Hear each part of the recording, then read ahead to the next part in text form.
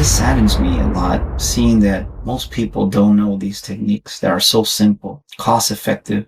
We have a missing curriculum here. And when we breathe, we're able to rationalize better, to be more of a team. I want to zoom out for a second because we're talking about C-suite leaders today. And we have to be honest, we're looking at a world that is literally on fire right now. We see political polarization, cancel culture mobs, skyrocketing incarceration rates, and greed that defies logic, creating the chaos in where we live today. The question is it possible that all of these societal ills are actually symptoms of a mass regulation failure, what I call the lack of psychological education in schools from an early age? One thing we can't deny is that we are a society of high functioning intellects with the emotional regulation of a toddler.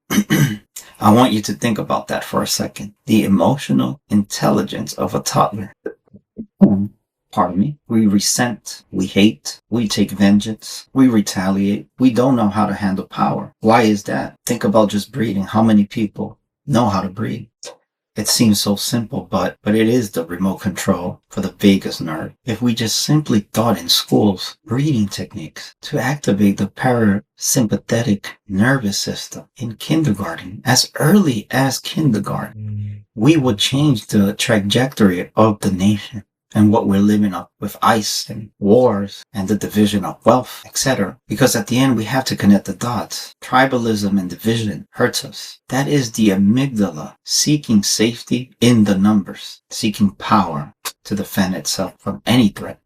That's the us versus them theory we were talking the last episode. Cancel culture has surfaced in the last 5-10 years, creating what? Has it solved any problems? Has it been fair? Has it been just? What I can say is this is a collective fight response. That's all it is. Fearing what they don't know or fearing a threat. It's herd panic. Greed is all a dopamine chasing to soothe, to feed a anxious brain. Incarceration, let's look at that. That is often the result of an amygdala hijack, which turns into violence, an impulsive reaction, because the braking system doesn't exist. The prefrontal cortex wasn't strong enough, wasn't developed properly to brake from the amygdala that causes the fear factor. We have failed tremendously, but that doesn't mean we can't rectify. What are your thoughts? Leave a comment. And I don't want to forget something that is hurting us the most, which is phone addiction. We are using our screen as digital pacifiers. When we feel a microdose of anxiety, when we feel uncomfortable about it, we scroll. It numbs the amygdala for a second.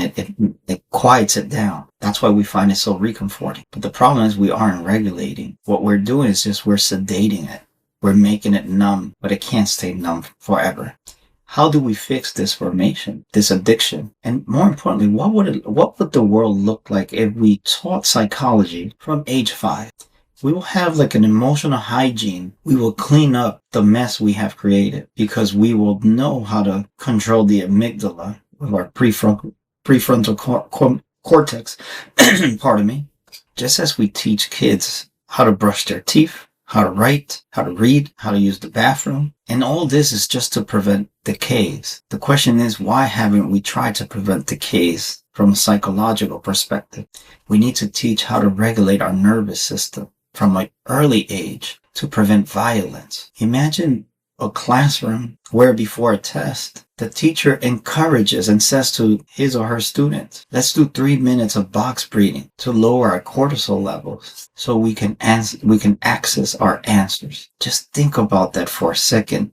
Think about the impact something just like that will do to our brains, to our development, to our growth as a community. Handling emotions from as early as the stress factors of a test. Do we do that in our schools? Our schools are more focused about the agenda than the education itself, the budget than the student's dignity, the college setting instead of the growth. If you teach a child to recognize that they are angry and their chest is tight, and the first thing they do is say, I need to breathe, that child grows up to be a leader that doesn't need to scream, doesn't need attention, doesn't need validation, doesn't need to bully, doesn't need to seek for richness to feel safe, because its safety or his safety or her safety is not a place, a thing a person. It's their competency, how competent they are to handle the emotion and become logical and reasonable with it. This is why we're seeing a crisis of leadership. Look at our politicians. Look at those in charge. Has anything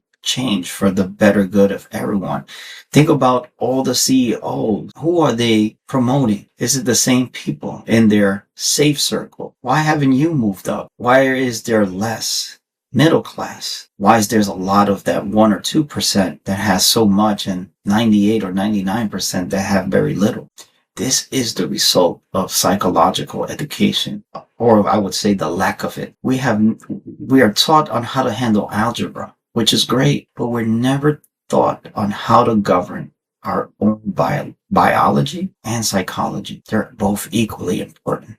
And think about when we hire leaders, we hire them based on their resume. We look at their degrees, their past wins, their stock prices. What are they worth? Where have they been? Are they part of the elite? But maybe we're looking at the wrong metrics when we hire a leader. Maybe we should be hiring them for their regulation. What is the purpose of a leader when you hire them? What will you want to see them achieve besides the results? The next time you see a leader fail, when you see them lie, freeze, feel uncomfortable, or lash out, ask yourself this question before you judge, because we all fall victim of judging the unknown, what we don't know. Was it a lack of skill?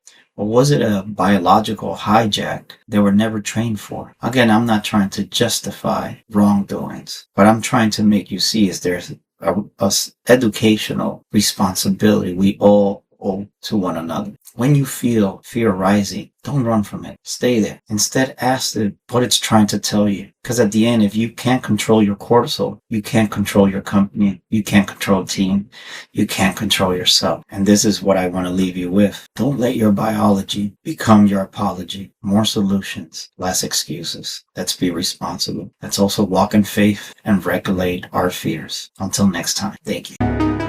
Welcome back again, Ethics Skill Podcast, where we explore human experiences. And if you haven't subscribed yet, do not forget our campaign. We are committed to transform your subscriptions into pro bono programs for mental health. So you can free somebody's mind from their traumas and help them heal just by subscribing. Very simple, and it costs absolutely nothing.